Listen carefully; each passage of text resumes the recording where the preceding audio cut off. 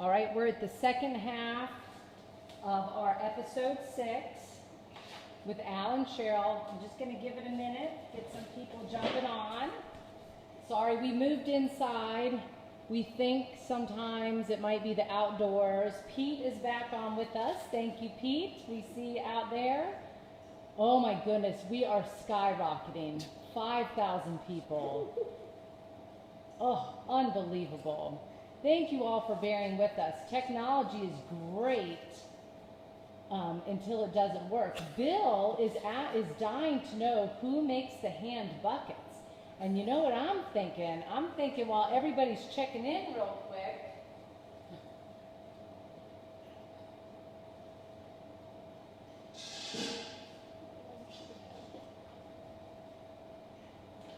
maybe Al can show them real quick what he does to bucket all of that. Right there. So those are the buckets that Big Al uses to empty out those 1 and 1.5 ton bins. Now, you've probably all noticed the incredible upper body strength of my body. And that normally develops from this point until mid to late October. After that, the old guy kind of deteriorates very quickly. But these are the stainless steel buckets that are used when we're moving the finished wine from the green bins into the press. I will admit, one time I fell in, I don't want to do that again. Amy, are we ready to finish it up? I think so. Yeah, we're about to hit 10,000 viewers, so. Okay, the one thing we wanted to pass on is Harvest is really the culmination of a year's long worth of work. And over the past 6 sessions, you've kind of seen what Cheryl and I, Amy, Al, Becca, and all of our family and our working staff have to go through to make a bottle of wine. One of the things Cheryl and I have done is we've been growing grapes for 33 years and, of course, operating the winery as a winery for 26. If nothing else, we've learned that we operate in a constant state of fear. You never, ever take anything for granted. In 33 years, we've never had a growing season that's the same. And this year is a classic example.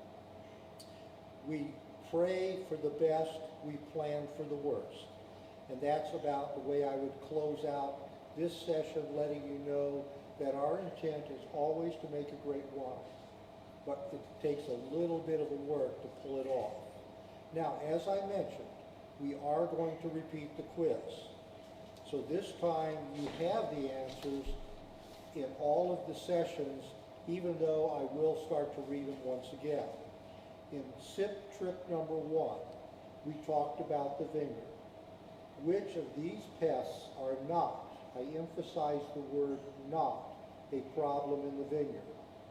Deer, B, birds, C, raccoons, D, turtles, and E, bear. Which of those are not? In SIP trip 2, Cheryl and I took you through bottling, which was the final stage of making wine. Which of the following is not, again I emphasize not, used at Grey Ghost during bottling? A, semi-automatic bottle fillers. B, vacuum corker. C, screw-on bottle caps. I said screw-on bottle caps. D, color-coded capsules. Or E, automatic labeling machines. When we got to SIP trip number 3, we went out and we were looking at how do we best taste our wine? How do we best appreciate it?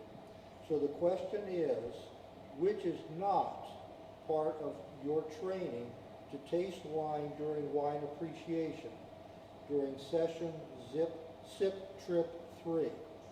Is it A, stemmed glassware, B, sight and smell?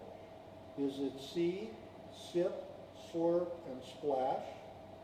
Is it D, sip or swallow?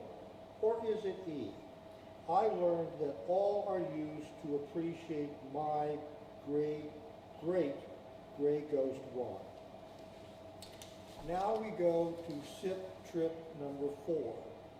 When we had a chance to take you into the tank room, which is where we are at this moment. Some of the parts of the Grey Ghost tank include everything listed except, emphasis on except, manways, B, sight lines, C, wooden valves, D, German stainless steel airlocks, or E, cooling jackets. Sip trip number 5, which was last week, we had a chance to sit down in the barrel room and walk through what we do in a barrel room at Grey Ghost. The question is, there are 2 types of barrels used at Grey Ghost to ferment and or age wine. One of these is polyurethane drums, copper barrels, French oak barrels, D, concrete barrels, or E, fiberglass barrels. And what did we learn tonight?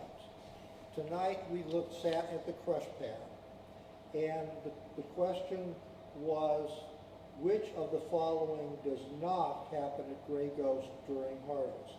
Emphasis again on does not. Is it A, most grapes are hand-picked by volunteers?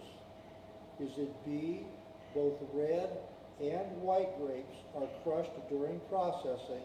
And I'm going to add one other item here. These are pressed, and these are done separately. So let me read it one more time. Both red and white grapes are crushed during processing. Is it C, whites can be fermented in stainless steel or in oak barrels? Is it D, reds are fermented on the skins to extract color? Or is it E, all of the above happen at Grey Ghost during harvest? Well, this concludes the 6th session of Grey Ghost Sip Trip in part 2 of our programming. As I mentioned, we're in the heart of a very, very busy time, and for that reason, we're going to have to take a little bit of a pause to catch our breath and make sure that we get the 2019 fruit in and get it fermented. 2020. We cannot begin to tell you how much we appreciate you being with us. I will pass on one real quick sense of humor, that it will be very brief, but our son is a fisherman, and one time I heard him say he caught as many as 15 trout in an hour. Then he looked at me and he said, "Can you say the same?" And I said, "Yes, but not with a straight face." With that, thank you all again so much for being with us. Hope you the very best and looking forward to seeing you again. Thank you again for all your support.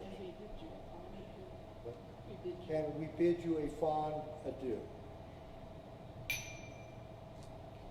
Remember to send your correct answers into replies at greyghostvineyards.com. Everyone with 6 right answers will be put in a drawing for a bottle of tonight's featured wine, the Adieu. We have been thrilled to have you join us for another season of Happy Half Hour, the Sip Trips. It's been delightful to have you here. This has been produced and bottled by Grey Ghost Vineyards. We look forward to seeing you guys in the next season.